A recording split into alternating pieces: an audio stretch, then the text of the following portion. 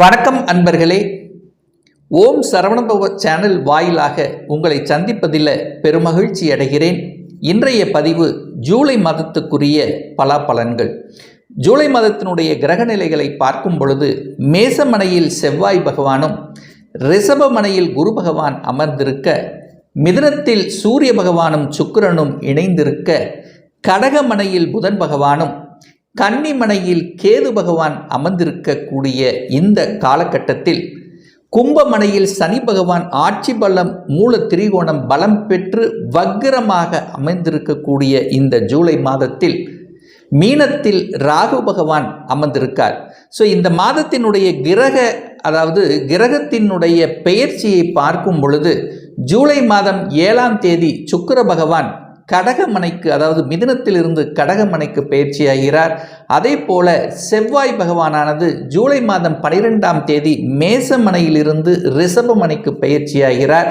அதே போல இந்த ஜூலை மாதம் 16ஆம் தேதி அன்று சூரிய பகவான் மிதுனத்திலிருந்து கடகமனைக்கு பயிற்சியாகிறார். அதே சமயம் புதன் பகவானானது கடகத்திலிருந்து சிம்மமனைக்கு ஜூலை 19ஆம் தேதி பயிற்சியாகிறது. ஸோ இந்த கிரக அமைப்புகளை வைத்துக்கொண்டு இந்த ஜூலை மாதத்தில் என்ன மாதிரியான பலன்கள், சாதகம் என்ன, பாதகம் என்ன, எதை செய்யலாம், எதை செய்யக்கூடாது, எந்த மாதிரியான தெய்வ வழிபாடு உகந்தது என்பதை பற்றித்தான் டீட்டெயிலாக பார்க்க போகிறோம். அதற்கு முன்னால் நம்முடைய சேனலை ஃபர்ஸ்ட் டைம் நீங்கள் பார்ப்பவர்கள் என்றால் மறக்காம சப்ஸ்கிரைப் பண்ணிக்கிங்க. மேசராசி அன்பர்களே, இந்த ஜூலை மாதத்தினுடைய பலன்களை செக்மெண்ட் வைஸாக பார்க்கலாம். முதலில் வேலை, தொழில், வியாபாரம் எப்படி இருக்கும். அப்போ தொழிலை பற்றி பார்க்கணும் அப்படின்னா நம்ம 10ஆம் இடத்தை பார்க்கணும். அந்த 10ஆம் அதிபதியாக இருக்கக்கூடிய சனி பகவான் ஆட்சி பலம் மூல திரிகோணம் பலம் பெற்று வலிமையாக இருந்து இப்போ வக்கிரமாக உட்கார்ந்திருக்கார். அப்போ வக்கிரம் அப்படின்னா என்ன? தன்னுடைய இயல்புக்கு மாறிய தன்மை. அப்போ 10ஆம் அதிபதி 11ஆம் இடத்தில் இருந்து உங்களுக்கு வேலையில், தொழிலில் ஒரு பிரச்சனையோடு இருந்து கொண்டிருக்கிறீங்க. ஒரு மாதிரியான ஒரு தன்மை இருக்குது, ஒரு செட் ஆகலை, ஒரு மாதிரியான எதிர்ப்பு பகையோடு இருந்து கொண்டிருந்த மேசராசி என்பர்கள் இப்போ இந்த காலகட்டத்தில் அந்த எதிர்ப்பு பகை நீங்கக்கூடிய தன்மை, உங்களை புரிந்து கொள்ளாதவர்கள் புரிந்து கொள்ளக்கூடிய தன்மையை உருவாக்கும் அப்படின்னு எடுத்துக்கலாம். அதே சமயத்தில் ஒரு வேலை, நல்ல வேலை கிடைக்கல, அதாவது கடந்த ஒரு 3-4 மாதங்களாக பார்த்து கொண்டிருக்கேன், ஆனால் ஒரு நல்ல வேலை அமையல, தன்னுடைய படிப்புக்கு தகுந்த வேலை அமையல, ஏதோ ஒரு வேலையில் இருக்கிற அப்படின்னு இருக்கக்கூடிய மேசராசி என்பவர்களுக்கு நல்ல வேலை அமையக்கூடிய சந்தர்ப்ப சூழ்நிலைகளை நிச்சயமாக உருவாக்கும்.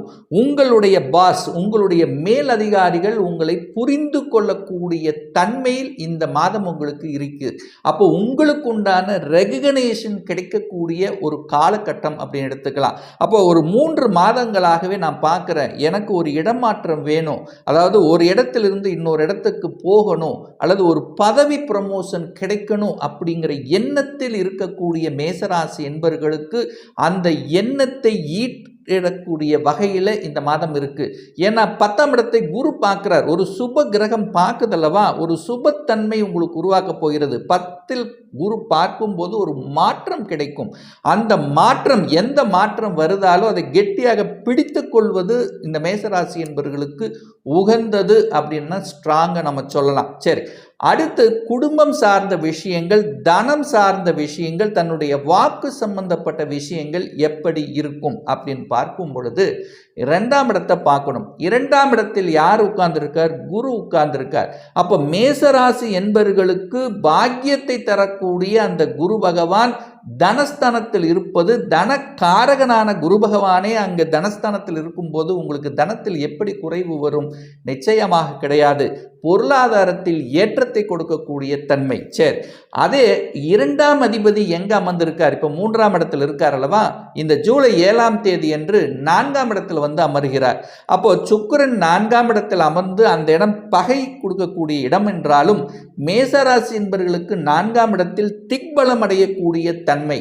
அப்ப சுக்கிரனும் வலிமையாக இருக்கார். அப்ப தனம் சார்ந்த விஷயம் நன்றாக இருக்கும். குடும்பத்தில் இருந்து வந்த பிரச்சனைகளுக்கு தீர்வதற்கு வழி கொடுக்கக்கூடிய தன்மை, உங்களுடைய வாக்கு பலிதமாகக்கூடிய தன்மை, உங்க பேச்சு அறிவால பிழைக்கக்கூடிய தன்மை. ஸோ ஏற்கனவே தன்னுடைய அறிவு மூலியமாகவோ தங்களுடைய பேச்சை மூலியமாகவோ செய்யக்கூடிய தொழிலாக இருந்தாலும் அதன் மூலமாக நல்ல வருமானம் கிடைக்கக்கூடிய வாய்ப்புகள் சந்தர்ப்பங்களை நிச்சயமாக உருவாக்கும்.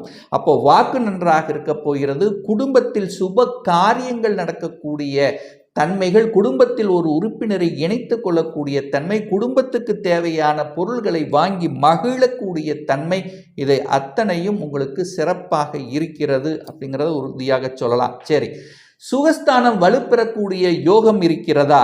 அதாவது சுகஸ்தானம் அப்படின்னா என்ன? ஒரு வீடு, வண்டி, வாகனம் வாங்கக்கூடிய யோகம் இந்த மாதம் நமக்கு இருக்கா அப்படின்னு பார்க்கும் பொழுது 4ஆம் அதிபதி பார்க்கணும். அந்த 4ஆம் அதிபதி யாரு?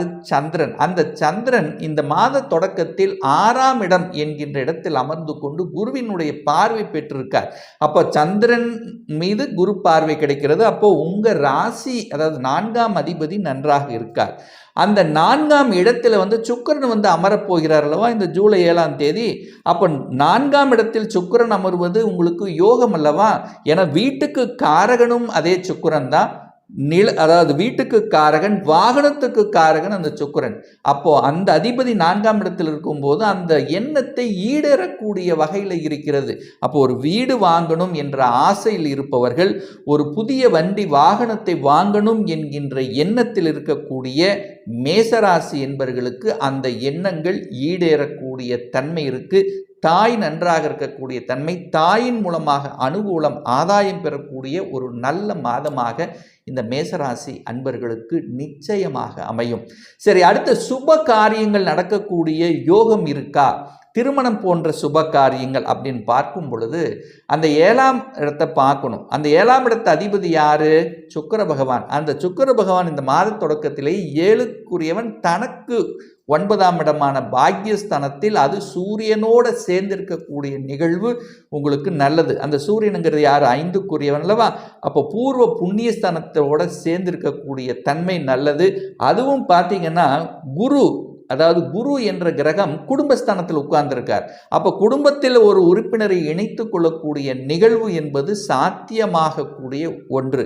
அப்போ அவர் 8ஆம் இடத்தை பார்க்கறதுனால திடீர் அதிர்ஷ்ட வாய்ப்புகளை ஏற்படுத்தும். ஏன்னா ரொம்ப நாளாக திருமணத்துக்காக நான் முயற்சி எடுத்துட்டு இருக்கேன், அதுக்கான அத்தனை வேலைகளை செய்து கொண்டிருக்கிறேன், கரெக்டாக செட் ஆகலை, தன்னுடைய ஸ்டேட்டஸ் தகுந்த மாதிரி அமையலை, பார்க்குறாங்க, செட் ஆக மாட்டேங்குது, இது மாதிரி காலம் கடத்தி கொண்டு வந்திருந்த இந்த விஷயங்கள் எல்லாமே அத்தனை விதமான சுப காரியங்கள் இந்த மாதம் நடப்பதற்கு இந்த மேசராசி அன்பர்களுக்கு உகந்ததாக அமைகிறது அப்படிங்கிறத ஸ்ட்ராங்காக சொல்லலாம். சரி, அடுத்து வெளிநாட்டு சார்ந்த விஷயங்கள் உபயோகமாக இருக்குமா, அல்லது வெளிநாட்டு போகக்கூடிய வாய்ப்புகளை உருவாக்குமா இந்த மாதம் அப்படின்னு பார்க்கும் பொழுது, இந்த வெளிநாடு அப்படி என்னாலே ராகு, அந்த வெளிநாட்டு காரகன் ராகு. அந்த ராகு எங்கே உட்கார்ந்துருக்கார்? 12ஆம் இடத்துல போய் உட்கார்ந்துருக்கார். அப்போ 12ஆம் இடத்துல போய் அந்த ராகு இருப்பது உங்களுக்கு வெளிநாட்டு யோகத்தை அல்லது வெளிநாட்டில் செட்டில் ஆகக்கூடிய வாய்ப்புகள், சந்தர்ப்பங்களை உருவாக்கக்கூடிய தன்மை. தன்னுடைய ஊரை விட்டு, தன்னுடைய டிஸ்ட்ரிக்டை விட்டு, தன்னுடைய ஸ்டேட்டை விட்டு வெளியில் போகக்கூடிய வாய்ப்புகளை உருவாக்குவது அந்த 8ஆம் இடம். அந்த 8ஆம் இடம் சுபத்துவமாக இருக்கல்லவா? அப்போ குருவினுடைய பார்வை பெற்று அந்த 8ஆம் இடத்தை அந்த வலுப்படுத்துறதுனால 8ஆம் இடம் சுபத்துவமாக இருக்கிறதுனால வெளிநாடு செல்லக்கூடிய யோகம் இருக்கிறது. அதுவும் குறிப்பாக ஐடி துறையில் பணியாற்றுபவர்கள் அல்லது தன்னுடைய டிஸ்ட்ரிக்டை விட்டு வெளியில் சென்று வேலை பார்க்கக்கூடிய வாய்ப்புகள்.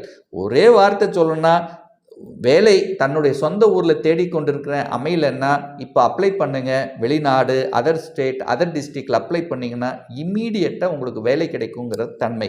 அப்போது வெளிநாட்டுக்கு செல்லக்கூடிய வாய்ப்புகள், வெளிநாட்டு தொடர்புகளை உருவாக்கக்கூடிய தன்மைகள், அந்நிய மதத்தினர் மூலியமாக அனுகூலங்கள், ஆதாயங்கள் பெறக்கூடிய அத்தனை அம்சங்களும் இந்த காலகட்டம் சிறப்பாக இருக்கு. சரி, உடல்நலம் சம்பந்தப்பட்ட தொந்தரவு நமக்கு உருவாக்குமா அப்படின்னு நீங்கள் கேட்டிங்கன்னா 6ஆம் இடத்தை பார்க்கணும். 6ஆம் அதிபதி யாரு? புதன் பகவான். அந்த புதன் பகவான் எங்கே அமரப்போகிறார், அதாவது இந்த மாதத்தினுடைய இறுதியில் சிம்ம மனைக்கு அமரப்போகிறார். அதாவது 19ஆம் தேதி அமர்கிறார். 6க்குரியவன் தனக்கு 12இல் போய் மறைகிறார் அல்லவா?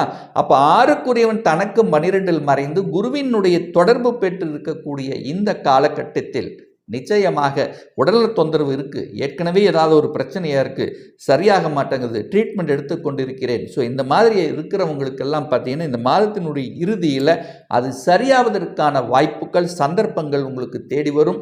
அதை கெட்டியாக பிடித்து கொள்ளுங்கள் அப்படின்னு சொல்கிறேன். அதுவும் யாருக்கு உடல்நல தொந்தரவு அதிகமாக வரும்னா இந்த மேசராசி என்பவர்களுக்கு இப்போ உங்களுக்கு புதன் திசை நடக்குதா அப்படின்னு பாருங்கள், அல்லது புதன் புத்தி நடக்குதான்னு பாருங்கள். அப்போது இந்த காலகட்டத்தில் கொஞ்சம் உடல்நல தொந்தரவு வருவதற்கான சாத்தியக்கூறுகளை உருவாக்கும். அப்போ நீங்க கொஞ்சம் கவனமாக இருக்கணும் அப்படிங்கிறத ஞாபகத்தில் வைத்துக் கொள்ளுங்கள். தாய் சார்ந்த விஷயங்கள், அதாவது உங்களுடைய பாக்கியத்தை கொடுக்கக்கூடிய அந்த குரு பகவான் 2ஆம் இடத்தில் உட்கார்ந்துருக்கார் அல்லவா? அப்ப தந்தையின் மூலமாக அனுகூலங்கள் ஆதாயங்கள் பெறக்கூடிய வாய்ப்புகள் இந்த காலகட்டம் இருக்கிறது. ஒரு சிலர் கேட்பீங்க, குழந்தை பேரு இதில் ஏதாவது தடை இருக்கா அப்படின்னு கேட்பீங்க. ஸோ இது நாள் வரைக்கும் சனி பகவான் ஆட்சி பலம் பெற்று வலிமையாக இருந்து 5ஆம் இடத்தை பார்த்து கெடுத்து கொண்டிருந்தார் அல்லவா? அப்போ 5ஆம் இடத்துல சில தடைகளை கொடுத்து கொண்டிருந்தது அல்லவா? இப்போ சனி வக்ரமாகி விட்டார். அப்போ இதுவரைக்கும் தடையை கொடுத்து கொண்டிருந்த விஷயங்கள் இப்போ தடை விலகப் போகிறது அப்படின்னு எடுத்துக்கலாம். ஸோ இந்த மாதம் பார்த்தீங்கன்னா சூரியனும் தனக்கு 11ஆம் இடத்தில் இருப்பது நல்லது. அப்போது குழந்தை பேரு குழந்தை பாக்கியம் கிடைப்பதற்கான வாய்ப்புகள் சந்தர்ப்பங்கள் இந்த மாதம் உங்களுக்கு சிறப்பாக இருக்குது. படிப்பு சார்ந்த விஷயங்கள் சிறப்பாக இருக்குமான்னு கேட்டிங்கன்னா, படிக்கக்கூடிய ஒரு கிரகம் அப்படின்னா அது புதன் பகவான். அந்த புதன் பகவான் 4ஆம் இடத்திலே அமர்வதும் இந்த மாதத்தினுடைய பிற்பகுதியில் 5ஆம் இடத்தில் அமர்வதும் குரு பகவானும் உங்களுடைய குடும்பஸ்தானத்தில் இருப்பதும் உங்களுக்கு பெரிய பாதிப்பை ஒன்றும் கொடுக்க போவதில்லை. தான் என்ன ஆசைப்பட்டிருக்கீங்களோ, என்ன படிக்கணும்னு நினைக்கிறீங்களோ அது எல்லாமே கிடைப்பதற்கும், அரசாங்க வேலைக்கு எழுதுகின்றவர்கள், அரசாங்கத்துக்காக முயற்சி எடுத்துக்கொண்டிருப்பவர்களுக்கு உங்களுக்கு என்ன நினைக்கிறீர்களோ அரசாங்க வேலை கிடைப்பதற்கான அத்தனை விதையான சாத்தியக்கூறுகள் தென்படுகிறது இந்த மாதம் அப்படிங்கிறத ஸ்ட்ராங்காக நம்ம சொல்லலாம். இப்போ நான் சொன்னது எல்லாமே கோச்சார ரீதியாக இந்த ஜூலை மாதத்துக்குரிய ஒரு பொதுவான பலன்கள். ஒரு துல்லிய பலன் வேணும் அப்படின்னா உங்கள் ஜாதகத்தில் கிரகங்கள் எப்படி இருக்கிறது, என்ன மாதிரியான ஆதிபத்தியத்தில் இருக்குது, எத்தனை டிகிரியில் இருக்கார், ஆட்சி பலம் அதாவது கிரகங்களினுடைய தன்மைகள் எப்படி இருக்கிறது, இப்போ கரண்ட்ல என்ன தசா புத்தி அந்தரம் சூட்சமம் நடக்கிறது என்பதை பொறுத்து நீங்கள் கேட்கக்கூடிய எந்த கேள்வியாக இருந்தாலும் சரி, இந்த வருடத்தில் சொந்த தொழில் சுய தொழில் செய்வதற்கான விதி கொடுப்பினை நம்முடைய ஜாதகத்தில் இருக்கிறதா, அப்படி இருக்கக்கூடிய பட்சத்தில் எப்போ நம்ம சொந்த தொழிலை செய்யலாம், திருமணம் தடைப்பட்டு கொண்டிருக்கு எப்போதான் நமக்கு திருமணம் நடக்கும், எந்த கோர்ஸ் படிப்பதற்கு நம்ம ஜாதகத்தில் விதி கொடுக்கிறது அனுமதிக்கப்படுகிறது அப்படிங்கிறதையும், எப்போ நமக்கு ப்ரமோஷன் கிடைக்கும், எப்போ நமக்கு குழந்தை பாக்கியம் உண்டு, எப்போ வீடு வாங்கலாம், இது போன்ற கேள்விகளுக்கு துல்லிய பதிலை நம்மால் கூற முடியும். ஒரு பர்சனல் கன்சல்டேஷன் எடுத்துக்கணும், ஒரு சுய ஜாதகம் பார்க்கணும் என்று விருப்பமுடைய அன்பர்கள் டிஸ்பிளே தெரியக்கூடிய நம்பருக்கு வாட்ஸ்அப் மூலியமாகவோ ஃபோன் கால் மூலியமாகவோ தொடர்பு கொண்டு அப்பாயின்மெண்ட் பெற்றுக்கொண்டு கன்சல்டேஷன் எடுத்துக்கலாம்.